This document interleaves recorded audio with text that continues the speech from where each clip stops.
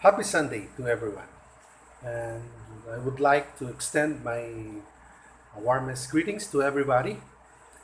We continue our worship through online Sunday worship, and we are glad that we are gathered round again to hear the message of the Lord for today. It's a very special day today.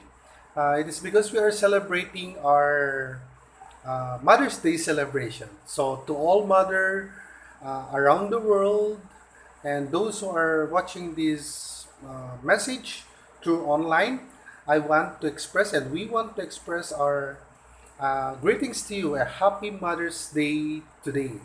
Hoping that you are celebrating this wonderful day provided for you, and we appreciate you na meron po tayong kagalakan, and we are happy on celebrating this wonderful moment for you. So we would like to express our thanksgiving to all of you for all your sacrifices and your love to us, your children, and to the family that you are member of, and for the church that you are serving. Okay, so I'm glad to share to you a message about this celebration of Mother's Day celebration. And our message for today is entitled A Mother Called by God. I would like to uh, share this message that I adapted from Andy Cook. And I will be using Luke chapter 1, verses 30 to 38. And says like this in the New International Version. But the angel said to her, "Do not be afraid, Mary. You have found favor with God. You will conceive and give birth to a son, and you are to call him Jesus. He will be great, and you will be called the Son of the Most High. The Lord God will give him the throne of his father David, and he will reign over Jacob's descendants forever. His kingdom will never end." "How this will be?" Mary asked the angel, "since I am a virgin." The angel answered, "The Holy Spirit will come on you, and the power of the Most High will overshadow you. So the Holy One to be born will be called the Son of God." In verse 37, no word from God will ever fail. In verse 38, "I am the Lord's servant," Mary answered, "may your word to me be fulfilled." Then the angel left her. Gagalakan ko pong ibigay yung message sa umagang ito, at i-address ko po itong message nito primarily to all mother, to all woman who aspire to become a mother, and to all children who will be hearing this message, to give thanks and appreciate the role of the mother sa buhay ng bawat isa sa atin. The message nakukunin po natin sa Luke chapter 1 verses 30 to 38. Ito po yung text wherein God called Mary to become the mother of Jesus. The mother to the one who will be born. Natatawagin yung anak niya, the Son of God.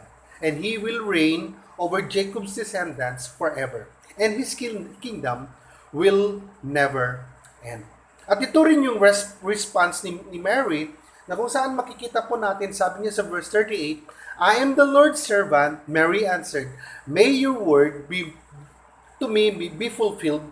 Then the angel left her. A mother called by God. Ito po yung message po natin sa umaga nito.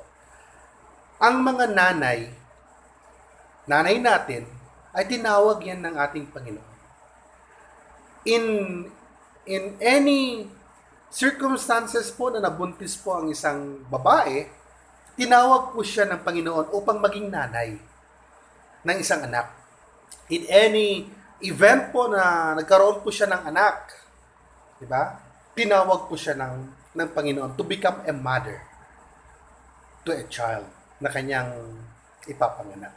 Gagamit po ako ng isang illustration at para po pasimulan po yung mensahe po natin nito. Okay? To prepare your minds on this message. This illustration is and what of a wedding.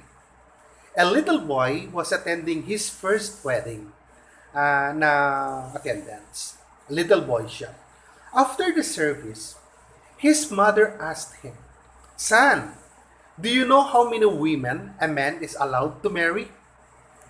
The boy responded, 16. His mother was shocked. "What do you mean 16? The little boy said, "It's easy."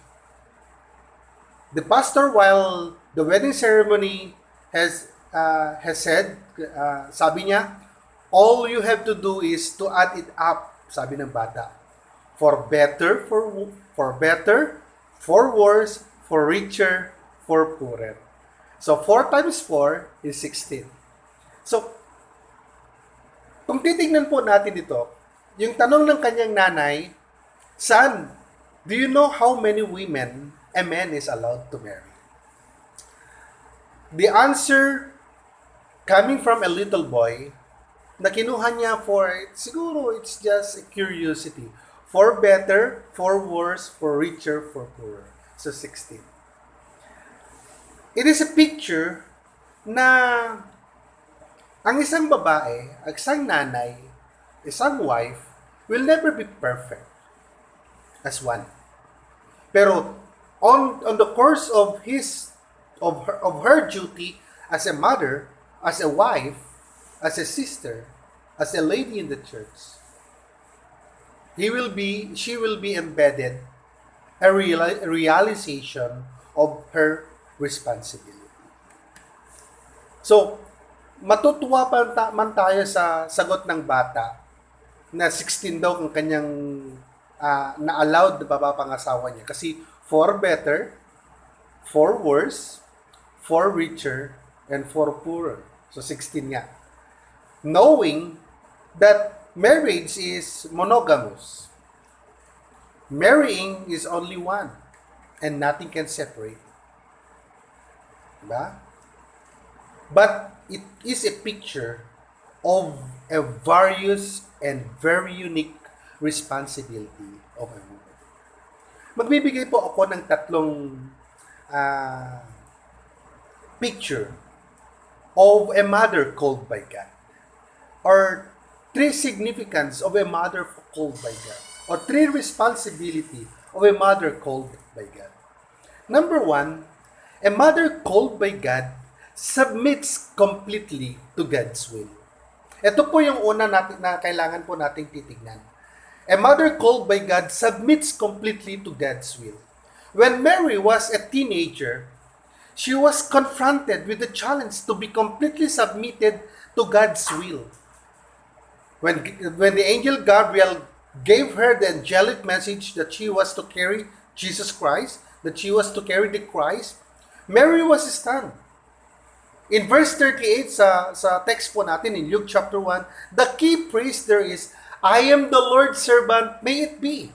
In the NIV translation, sabi niya, "I am the Lord's servant." Mary answered, "May your word to me be fulfilled." So, nung tinawag si Mary ng ating Panginoon through the message in the angel Gabriel, she submits completely herself to God's will. Kaya nga sabi niya, "I am the Lord's servant. May your word to me be fulfilled." Mary never wavered her complete submission to God's will. So, hindi po siya nag-isip ng napakaraming iisipin pa. She never thinks twice. Was she nervous? Certainly. She was nervous. Kaya sabi niya, I am only a teenager. At sabi pa niya, sa text na, kung titingnan natin in verse 34, "How will this be?" sabi niya. "Since I am a virgin." Diba? Was she nervous? Certainly. Was she unsure of her own abilities? Who wouldn't be? Diba? 16 years old, a teenager lady. Was she unsure of her own ability? Who wouldn't be? Diba? Kasi yung responsibility na binibigay ng Panginoon sa kanya is to become a mother to a child na matatawag siyang son of God. Di ba? Was she anxious about the prophecy that the part of her future would include pain? Of course. Di ba? Nagiging anxious siya. Lalo, nung narinig niya yung uh, prophecy ni Simon. Mamaya magagamit po natin yung prophecy ni Simon. Ayun. That the part of her future will be include pain. Di ba? Mary was a little like mother who sits up late at night, fast from her bedtime, waiting for the day to be over. She was like the father who said the silent, heartfelt prayer as he watched his child drive away from the house, taking all those raw instinct into streets of great danger. Mary was like those raw instinct na makikita po natin sa mga normal na mga nanay. Mary was like any parent in this watch party worship service who wanted only the best for her children. Only the most protection for her children. The fully aware that life happens and not all of his life is pleasant. Mary was unlike. Kanina like. Ngayon na naman, Mary was unlike a lot of parents into this world today. Mary was first of all completely committed to God. Diba? Nung tinawag siya upang maging nanay, she completely committed to God. Mary was committed to God. Mary had no room for commitment to anything else. Kaya nga sabi niya, may the word that you have spoken to me be fulfilled. Diba? Mary had no room for commitment to anything else. And that made her a mother worth imitating today. He was called by God and submits completely to God's will. A mother, Mary is a mother, Mary was a mother called by God who submits completely to God's will. Kaya tinatawagan ko po lahat ng mga nanay, pati na po yung mga dalaga, na kung gusto niyo po maging nanay, you need to submit completely yourself to the Lord. Like Mary. Sabi nga ni Mary sa angel, I am the Lord's servant. Mary answered, may your word to me be fulfilled. Number 2, a mother called by God does not have to be perfect. Huwag na po kayo matakot. Ang isang nanay ay hindi na po kailangan maging perfect. Sagot na nga ng bata kanina, nung tinanong ng kanyang nanay kung ilan ba yung allowed na mapapangasawa ng isang lalaki. Sabi niya, 4 better, 4 worse, 4 richer, 4 poorer. So 16 sabi ng bata. Kasi magiging perfect yung marriage life ko, nasabi ng bata niya. This is great news. A mother called by God does not have to be perfect. I would like to use an illustration again. Dr. Benjamin Carson, a renowned surgeon at Johns Hopkins, isa po siyang doctor, tells a moving story about his mother, Mrs. Carson. Mrs. Carson insisted that Ben and his brother Curtis write a book report every couple of weeks. This was not for school. This was for their mom. Ben and Curtis dutifully obeyed their mother. So sabi ng nanay niya, kailangan na requirements ko sa inyo, magsulat kayo ng book report every 2 weeks. So yung mga bata, ginawa nila dutifully obeying their mother. About the time he was in junior high, Benjamin Carson finally realized something quite shocking. His mom couldn't read. So, na-realize, nung nasa junior high school na si Ben, Dr. Ben, na-discover niya na yung nanay niya hindi pala marunong magbasa. For years, Ben had read books and scratched out reports, assuming that his mom was checking every word. But she didn't have a clue what he was saying. Now consider this. Raised by an illiterate mother, Ben grew up to be a world-famous surgeon who was featured in many articles and was the author of several books. His illiterate mother didn't twist her hand over her lack of learning and give up hope of raising intelligent guys. Instead, she gave her boys what she had. Ano yung binigay ng kanyang nanay para mahasa po yung kakayanan ng magkapatid ito, lalo na kay Dr. Benjamin Carson. She gave her interests of learning, her accountability, and the courage to demand extra work. Diba? Tinuruan niya yung kanyang mga anak upang magkaroon ng interest, magkaroon ng accountability, and the courage to demand extra work every day of their lives. And Mrs. Carson raised a very intelligent boys of her lifetime. Despite the fact that she was a mother of Jesus, Mary was not perfect also. Diba? Mary, hindi rin perfecto si Mary. When Jesus performed his first miracle, Mary's conversion is the most unusual part of the water turning into wine story.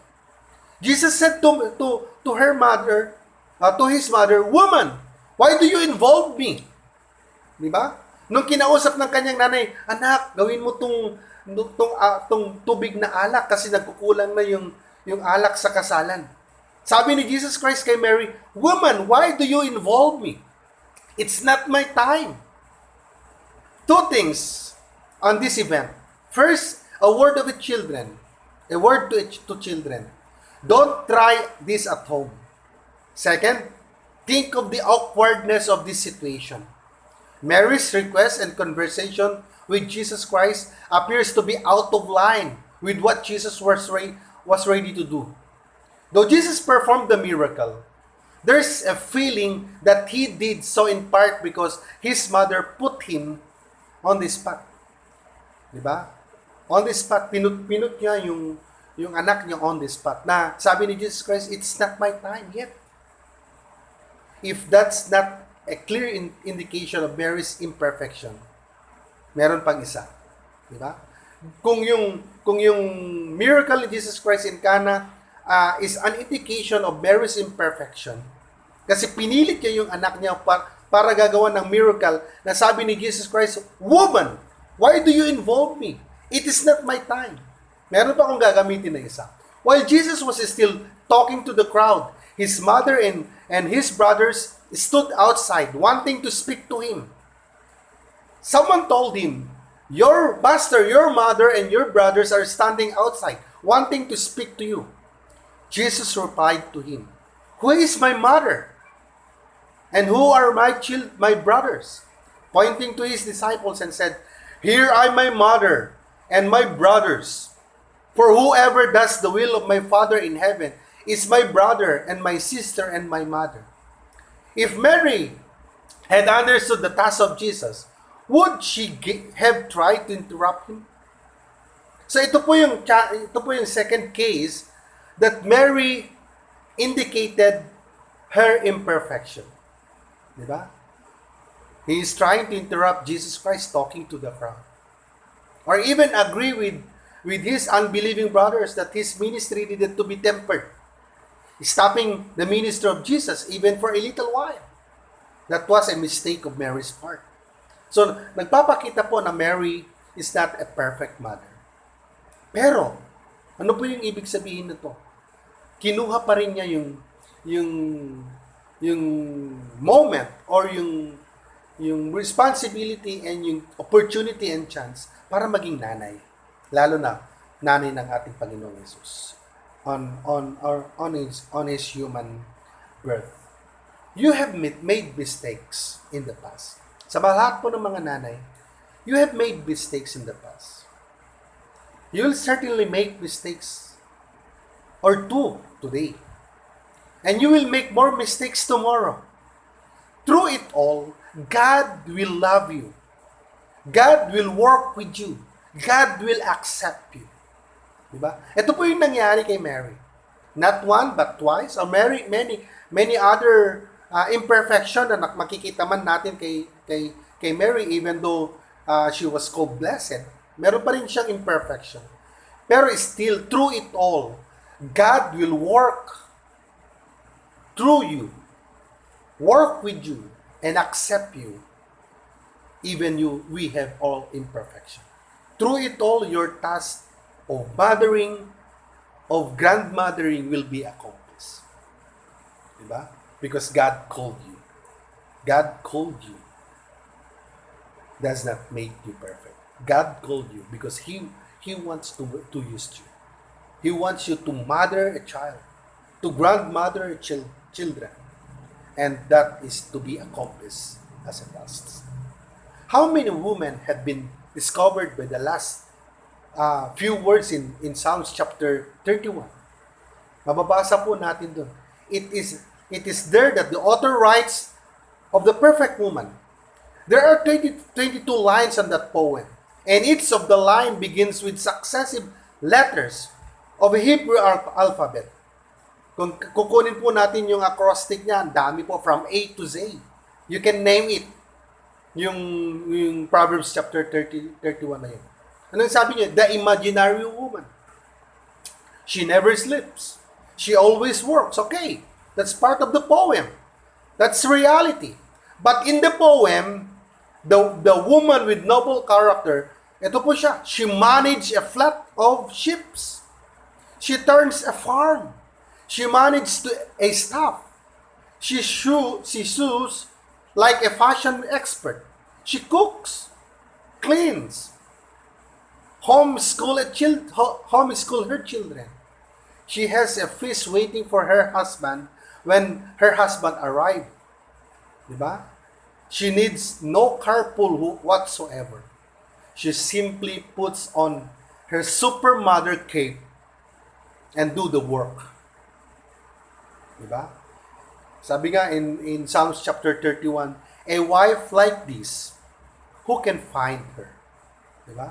A woman who tries to emulate the woman of Proverbs chapter 31 will understand the first line that says, a wife like this, who can find her? Diba? It is a calling. A wife, a mother, a sister. It is a calling. Number 3, a mother called by God never relinquishes the title.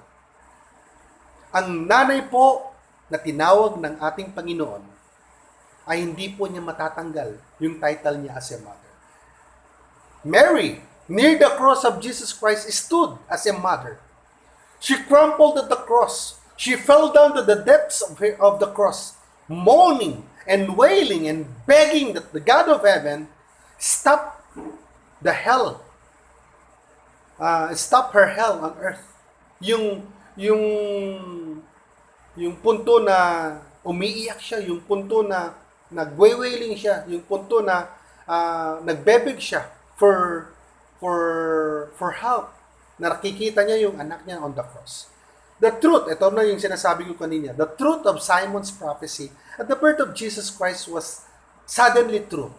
The cross cut deeply into Mary's heart. Despite the pain, however, Mary was there. She was a mother from the beginning, a mother at the end, a mother called by God, never relinquished her title.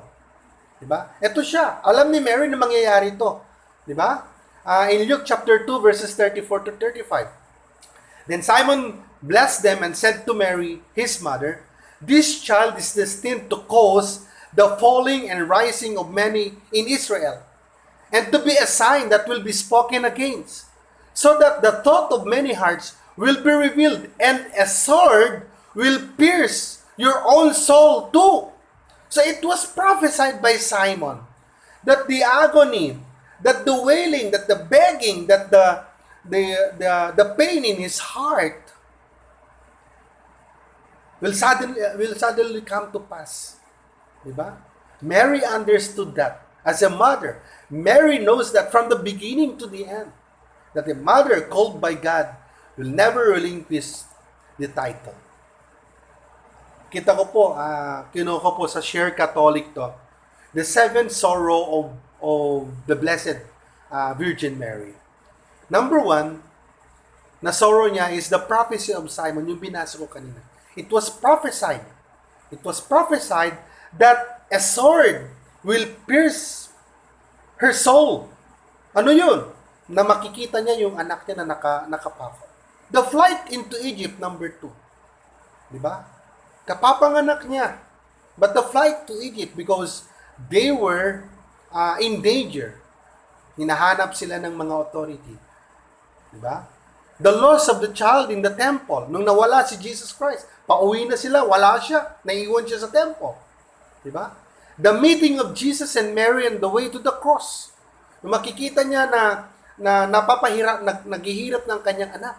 The crucifixion, number 5. Kikita mo yung anak mo na mapapako sa cross. That is a sorrow. The taking down of the body of Jesus Christ from the cross. Nung binababa yung dead body ni Jesus Christ from the cross, it was a sorrow for Mary. The burial of Jesus Christ is a sorrow to Mary. Pero alam niya from the beginning and into the end, it was prophesied to her, that a sword will pierce her soul. Diba? Na mangyayari ito sa kanyang buhay bilang isang nanay. Diba? When a woman becomes a mother, when a man becomes a father, there is an instant realization that the day will come, that the day will almost certain come when pain dominated the picture. The crosses are different for every family. Magkakaiba po. But frankly, the crosses usually come. There may be divorce. There will be quarrel. There may be disease, death in the family, in marriage. There may be harsh words spoken, unacceptable action being done. There may be tough love and impossible nights. Through it all, mothers, fathers called by God never relinquish the title. Never. There is nothing like a mother's love. Diba? Sabi nga nang spotted on the site on a church sign, if evolution is true, how come mothers still have 2 hands? Diba? Nagagawa niya lahat with couple of hands only. And my conclusion, guys, Mary had a chance to see God's entire plan and played out. She suffered through crucifixion, celebrated through the resurrection, and even was part of a small group that witnessed the powerful ascension, powerful presentation of the Holy Spirit on the day of Pentecost. Nakita lahat ni Mary. What a sign from God to live long enough for parenting to make sense. Some parents live long enough to see God's plan for their children. Some see God's working in their lives through their grandchildren. Some surely only see God's plan from halls of heavens. Pero the truth is, you are called to become a mother for your child.